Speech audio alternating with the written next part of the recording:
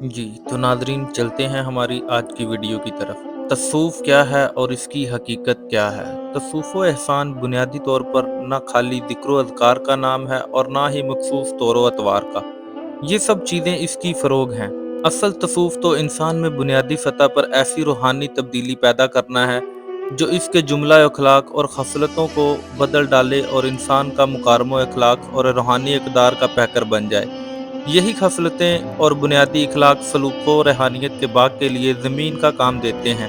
اب ہم ان خصلتوں کا ذکر کرتے ہیں۔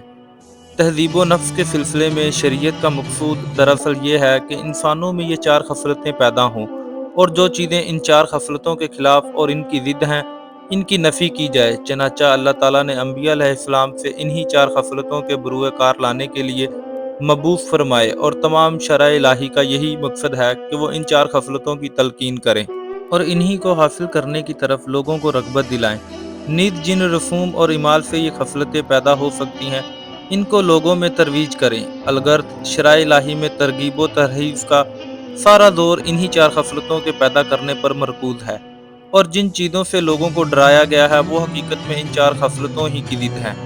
بر یعنی نیکی عبارت ہے، اور ان اعمال کو ذرائع سے جن سے یہ چار خصلتیں پیدا ہوتی ہیں وہ اعمال اور وسائل جو ان خصلتوں کے خلاف اثر پیدا کرتے ہیں ان میں پڑنا اثم یعنی بدی اور گناہ ہے۔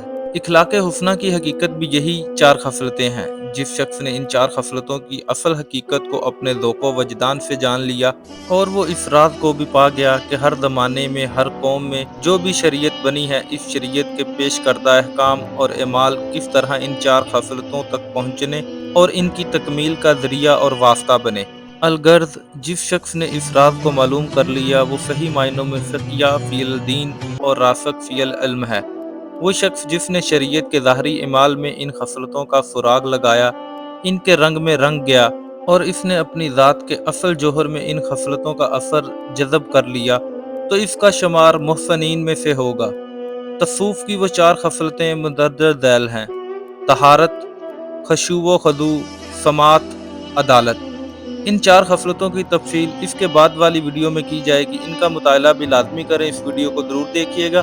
میری یہ ویڈیو کیسی لگی لائک، کمنٹ، شیئر اور کمنٹ باکس میں اپنی رائے کا اظہار ضرور کیجیے گا۔ ملتے ہیں نیکسٹ ویڈیو میں، تب تک کے لیے اللہ حافظ۔